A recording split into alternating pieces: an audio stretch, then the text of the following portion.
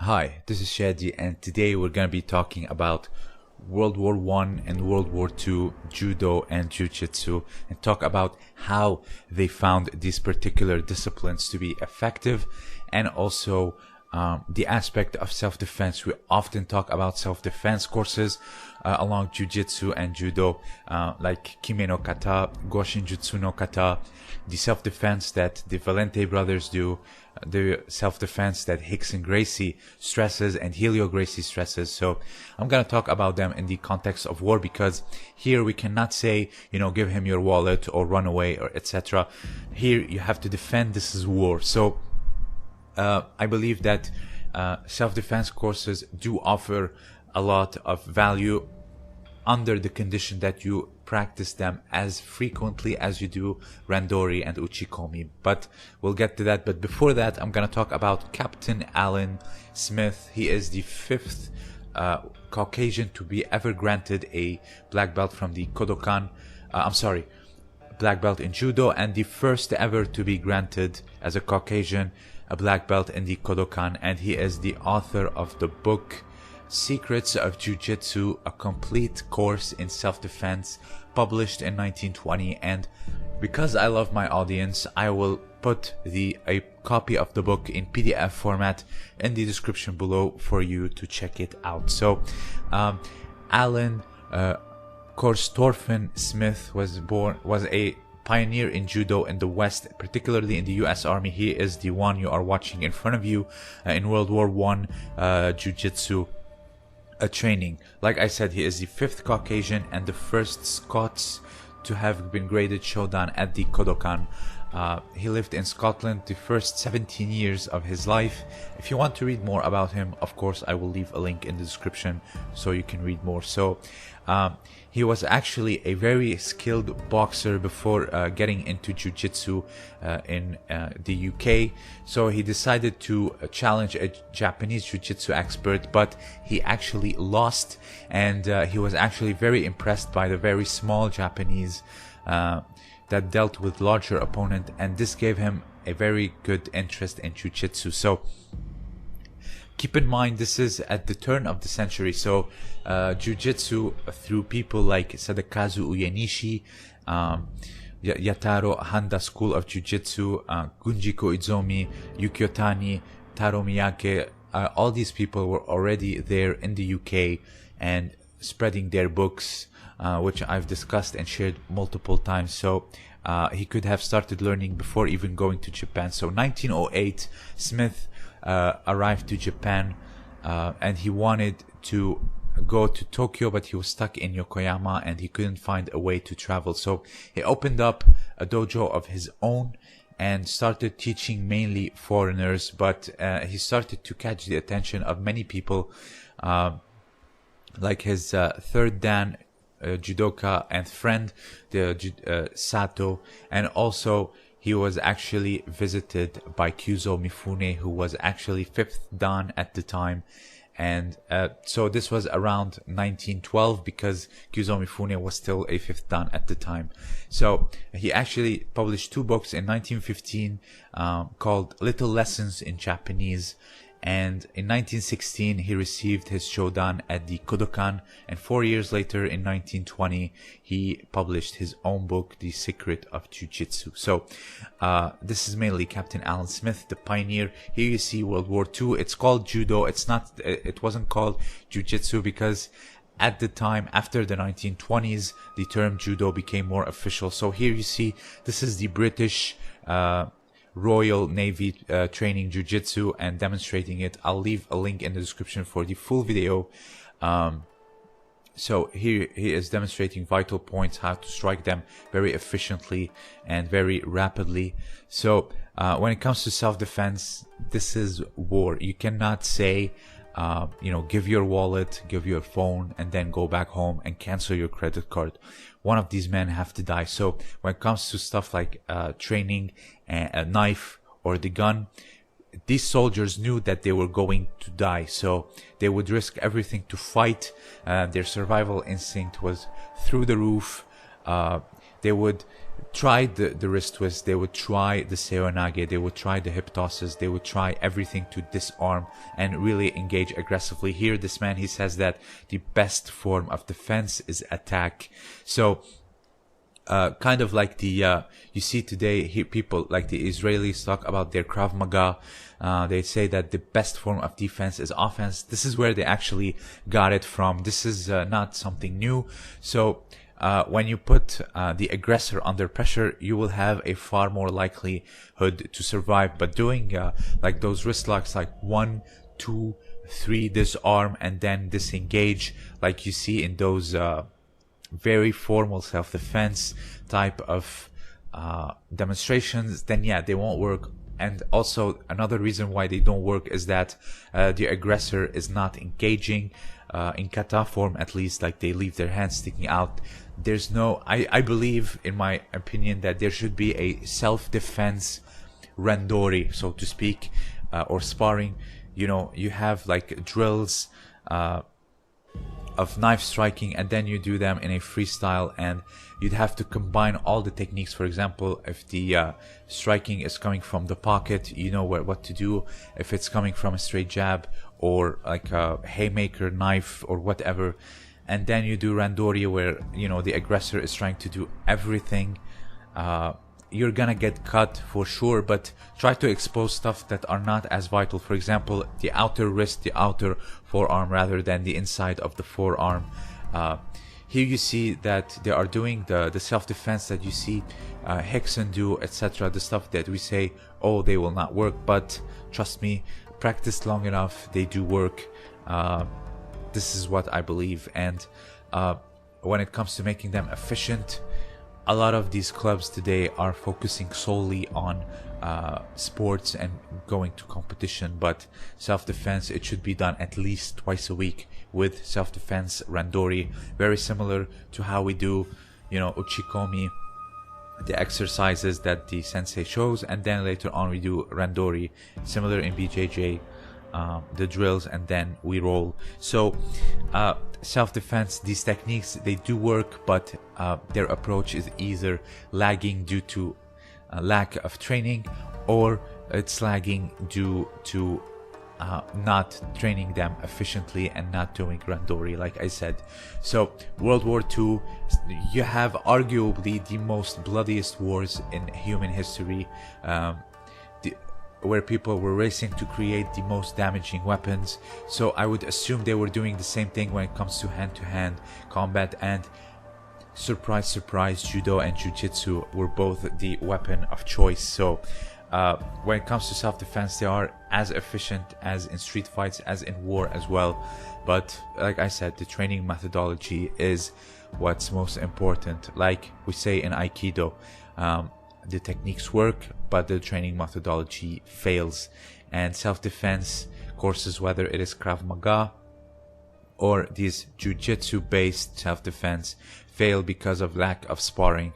So I believe that there should be, you know, self-defense randori, just like we do regular randori, with of course specific rules, like barely any crotch striking, or at least wear a cup, no eye gouging, no biting, you know, keep it safe, mainly weapon and strike oriented.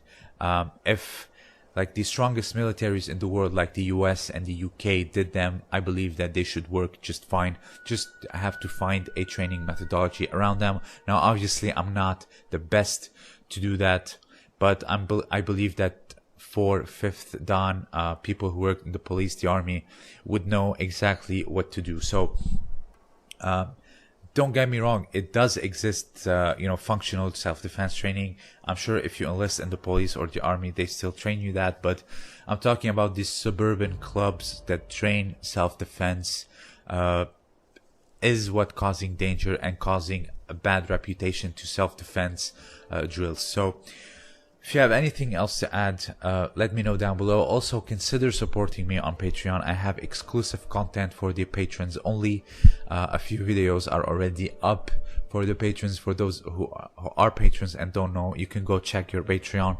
There are already a few uploads that are there. So if you have anything else to add, let me know down below. This was Shadi, and as always, thank you for listening.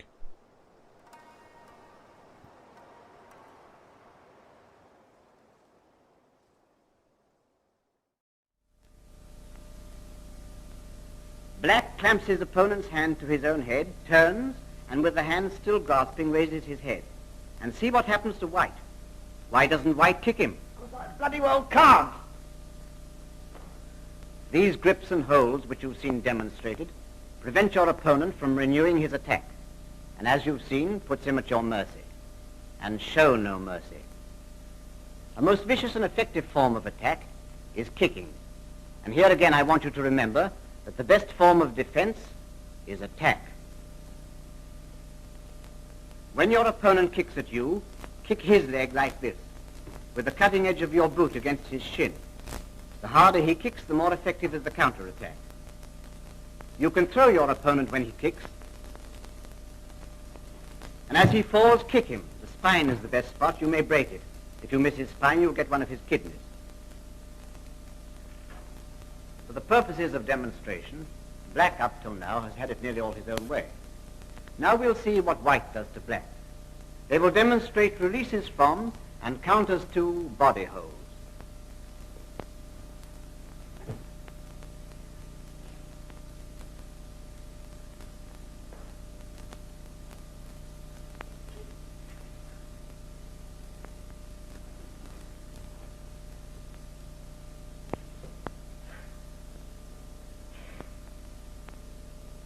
Again in slow movement, Black attacks, grapples White round the body, White drops, grabs Black in the crutch, Black doubles up in pain, White knees him in the face.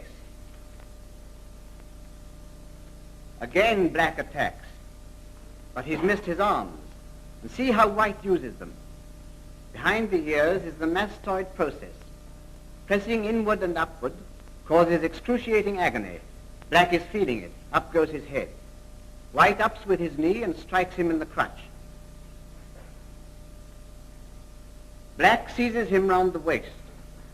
White's arms are free, but he can't get at both of Black's ears, so he pulls his hair with one hand and presses Black's face with his other hand and fingers, gouging his eyes, at the same time twisting his head round and placing his right arm under his throat. With his left hand at the back of his head, he gets him into a stranglehold from which there is no escape. Now White is attacked from the rear.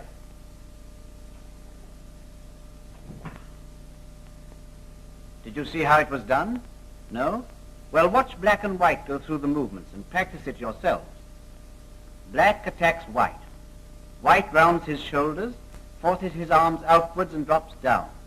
This partially loosens Black's hold. He turns his body and places one leg behind Black's. Black is at his mercy.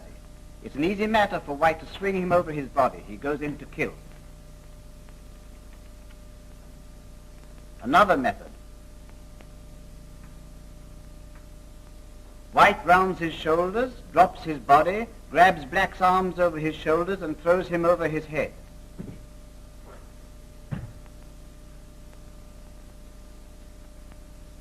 Should you be held from the rear and your hands are free, lock the elbow of your opponent's free hand.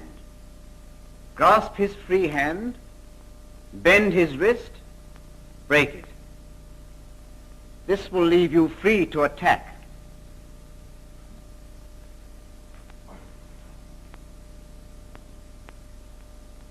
This time, Black has interlocked his fingers. It's a good hold. White grasps the wrist. With the other hand, fingers extended, he forces Black's fingers back, and in this position can break them. He's broken them, turns and knees him in the crutch. Men in mortal combat are like animals, and like animals, they'll fly at the throat. It's so instinctive in animals that you're bound to meet this form of attack. Now, White will show you how to release yourself from strangleholds.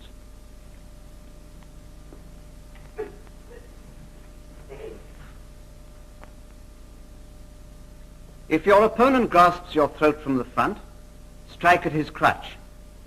With the other arm, deliver a forearm punch across his arms to break his grip. Follow up with knee in groin, and if necessary, any other opening. Another method. The thumb is the weakest part of the grip. Reach over and above your opponent's arms, grasp his hand with your left. Using your right hand, force his hand upward and over. Break his grip, bend his wrist, force him down and kick. This time, White grasps Black's throat. Black seizes White's wrist with his left hand. He swings his right arm over and breaks the grip. He steps across with his right foot so that White's arms are dropped close to his body. His left hip is close to White's. He turns, pulls vigorously, and throws him. Locks his arm, breaks the elbow, and uses his own elbow on White's neck. Gets to his feet quickly and kicks.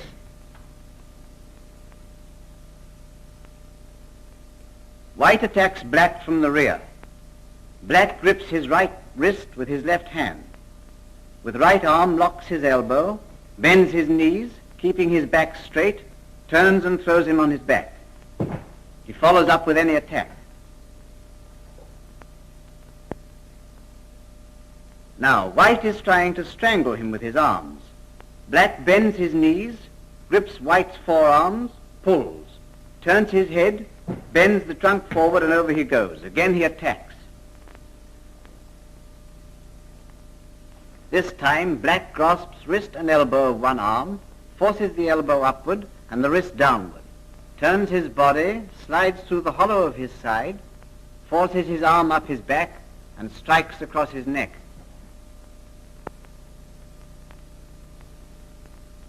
Up to now, you've seen hand-to-hand fighting without any kind of weapon being used. But you must be prepared. Before you can close with your opponent, he may grab a club, a piece of iron, anything which might give him an advantage over you. Here are some improvised weapons of modern warfare. A club, an iron pipe. A chain makes a nasty mess when you swing it the right way.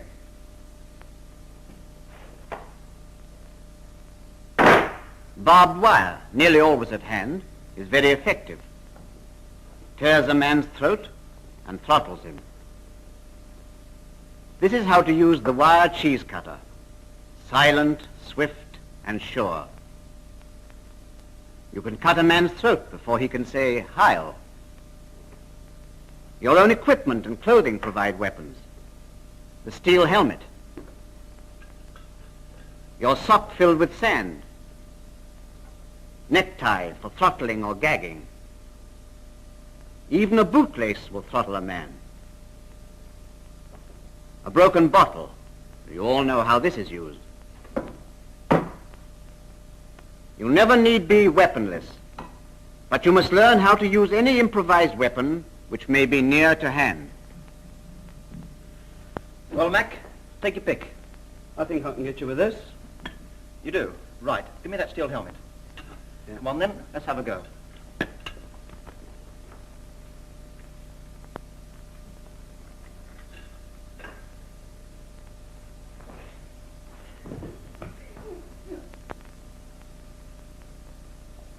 As Black rushes in, White ducks underneath his arm, passes one arm across Black's chest, grasps the opposite shoulder, steps behind, and with his free hand grasps his own wrist and throws his opponent back over his shoulder. Goes in and finishes him off.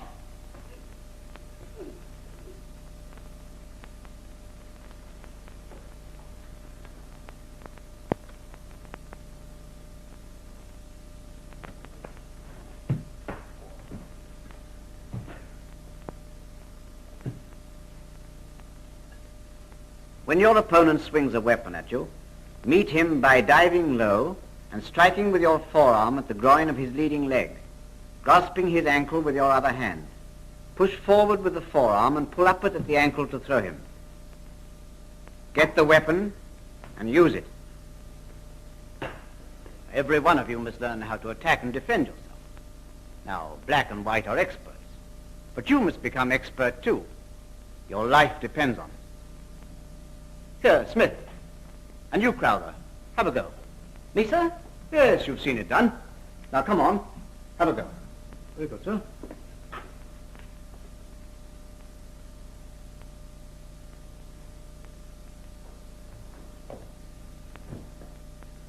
Go on, Smith, have a go.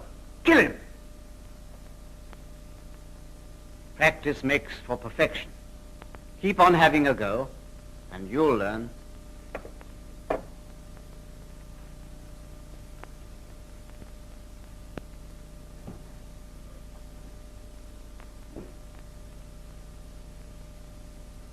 Now see how it's done. When you're attacked by a knife or bayonet, you must first stop the blade. White attacks the upper part of the body. Black blocks the thrust by striking upward with his forearm across White's forearm, stepping slightly to the side. He reaches under his upper arm, grasping his own wrist in the elbow lock. See how Black's forearm gives him the leverage to break White's arm. He forces him down, grabs the knife, and strikes.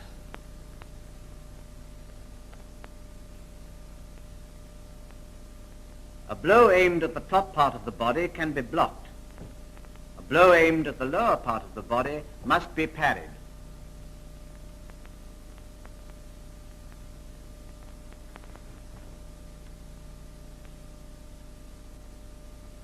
To counter an attack on the stomach, Black uses a circular movement of the arm downward and outward, strikes at White's forearm. At the same time, he draws himself well back, grabs White's elbow, keeping his own arm on the forearm of his opponent. Now he forces White's elbow outward and pushes his arm up his back, takes the knife and strikes. All the movements, holds and throws you've seen can be done just as effectively when your opponent is fully armed and you are unarmed but in uniform. To demonstrate, Gray is putting on a German soldier's uniform. White is now in airman's uniform. The possibility of being caught unarmed by an armed opponent must never be overlooked. Your everyday routine duty as an airman makes this possibility almost a certainty. Remember, whether you are armed or unarmed, attack.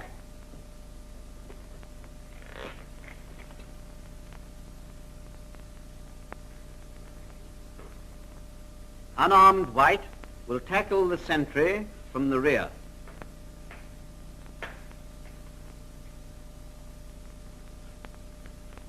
White's attack must be silent, swift, and ruthless.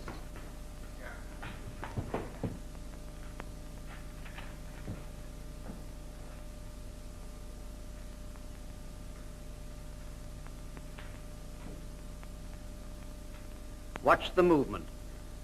White runs at Gray. Applies stranglehold with left-handed throat. This stops him yelling. The kick paralyzes the muscles and gets him off his balance. Now the spine is the target. That will disable him. Gray is out. Finish him off with a kick in the back and grab the rifle.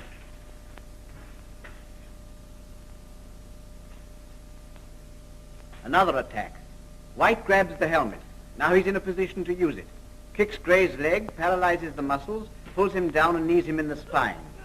Gray, strangled by his chin strap, drops to the ground. White grabs his rifle and finishes him.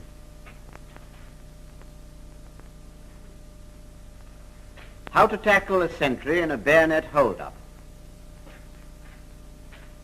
White runs up behind, kicks sentry's leg away. He falls. Black dashes in, seizes the rifle and strikes. Quite simple, isn't it? To save your friend and defend yourself by attacking.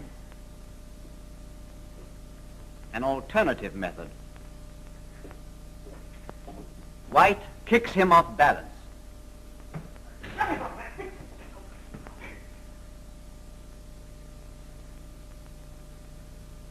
The secret of all disarming movements is the parry, which can be done with either the left forearm or the right hand.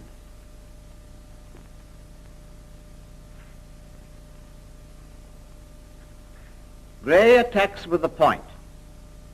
White parries with his left forearm. Now Gray thrusts at his belly. Again White parries the blow with his left arm. Now the right hand parry. Gray attacks, white parries with his right hand.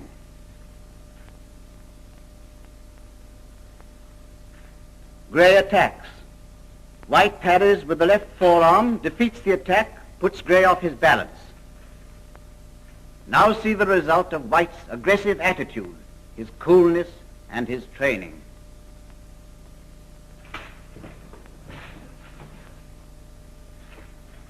As you see, as soon as the weapon was parried, it became unarmed fighting.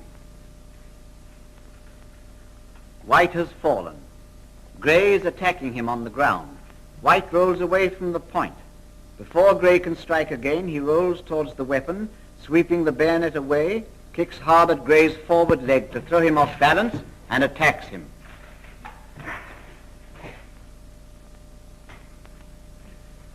Disarming and disabling movements after a parry.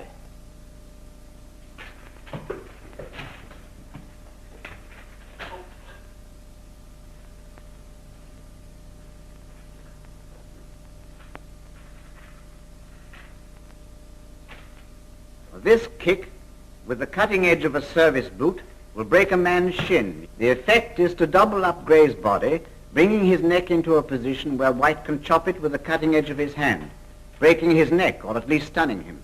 He picks the rifle up to make sure and finishes him off.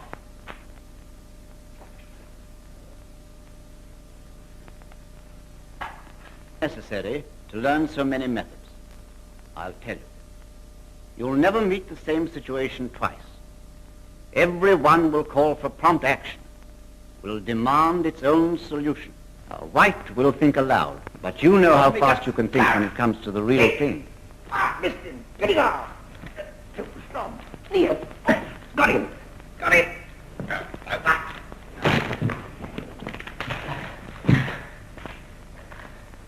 Through practice, these movements become automatic and are done instinctively.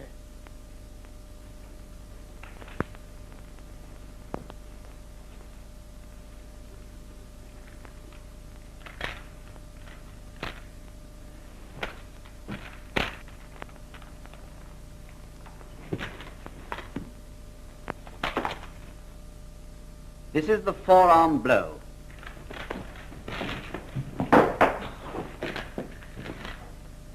Here's another disabling movement. White parries. Gray, carried by his own impetus, lands on White's arm and is thrown.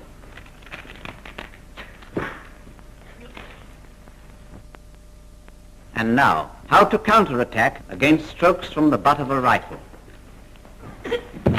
Simple, isn't it? If you've got the guts to stand up to it.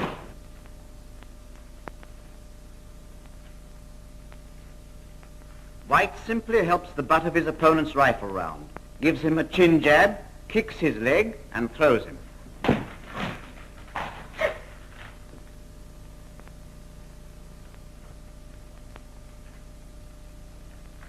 Here is another counter for attack at head.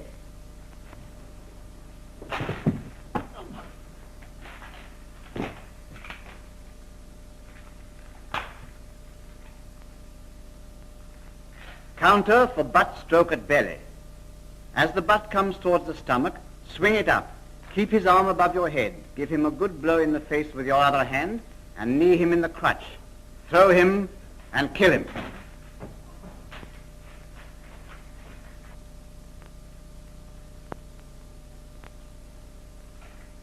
Defense against a slash. Gray makes a butt stroke which misses.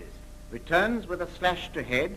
White blocks the slash with his forearm, grabs the rifle with his right hand, knees Gray in the crutch, and that's the end of that.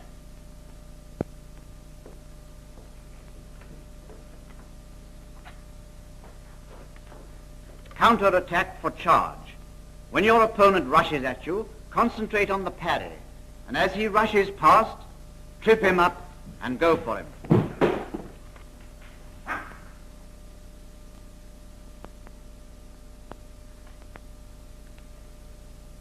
Now a rugger tackle.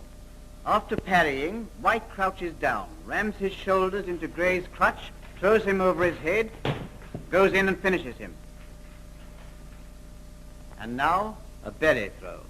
This time, in slow motion, White grabs Gray's clothing, forces his right foot into Gray's stomach, gets down on his back, rolls backward, straightens his leg, and over he goes. That's it. Finish him off.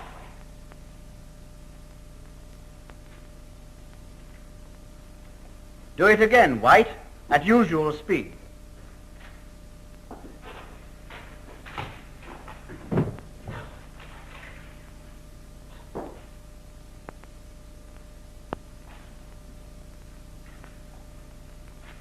Another effective counterattack.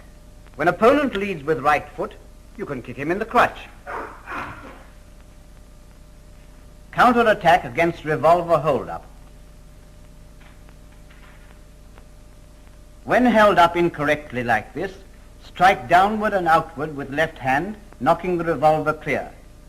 Attack him, an arm lock, grab the gun, use it.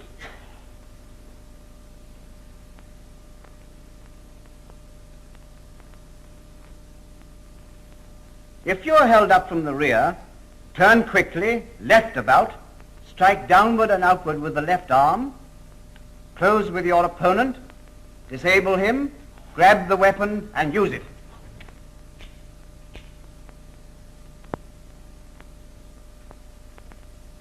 You may have to search a prisoner. This is a good way to do it. From the on-guard position, White passes his right hand through the sling, grasps the rifle at the nose cap. This allows the rifle to reverse itself and hang by the sling which is across the right forearm. In this position, the rifle can be handled easily and the left hand is free for searching. Ah, he's found some concealed weapons.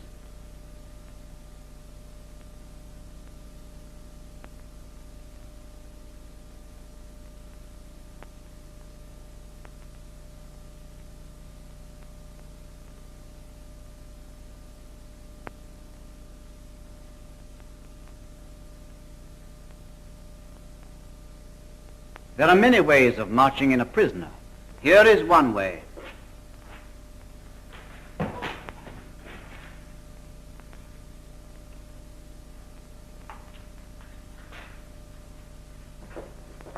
If you are being marched in at the point of a bayonet from the rear, so that the point is within striking distance, pivot round quickly to the left, knocking the blade aside with the left forearm, and kick hard with the right foot at your opponent's leg.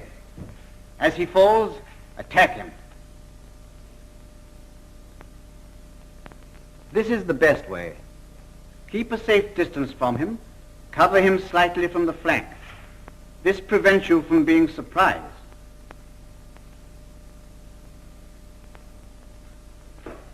Officers, warrant officers, non-commissioned officers, and men of the Royal Air Force. Now you have seen how the individual self-discipline and physical fitness, so necessary and so evident in the training, are applied with confident and aggressive ability and with inevitable success. Now, this kind of fighting is going on all over the world today, and it may happen to you. Instructors will give you all the experience and knowledge they have. You must play your part. Persevere. Practice whenever you can. The time for training and practice must be found. Remember, get fit, keep fit. Your own physical fitness and the aggressive confidence born of it are duties you owe to yourself and your country. Which is it to be? This?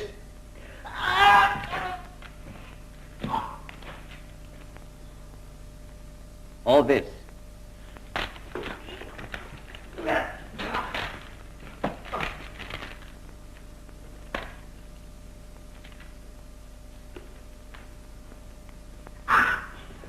That?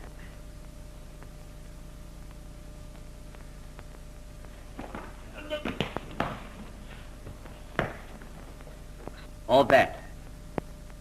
Him or you?